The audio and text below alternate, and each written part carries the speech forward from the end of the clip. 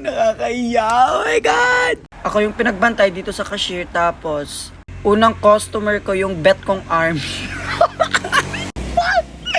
Kaya ayokong nagbabantay sa cashier kasi super mahihain talaga ako mga mare. Ngayon, ang nangyari, ang eksena bumili siya pero hindi ko alam yung mga pricings ng binili niya.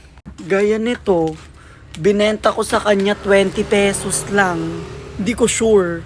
Tapos kumuha siya ng 3 dito sa ganto. Magkano to mga mare? Kasi binenta ko sa kanya, alam nyo kung magkano? 10 pesos. Kasi nakita ko yung pera niya, 50 pesos. Tapos, edi, ginawa kong sakto para wala nang maraming conversation. Eto, ginawa kong 20. Tapos, 3 yung kinuha niyang ganto. Edi, sakto, 50 po. Bala kayo dyan.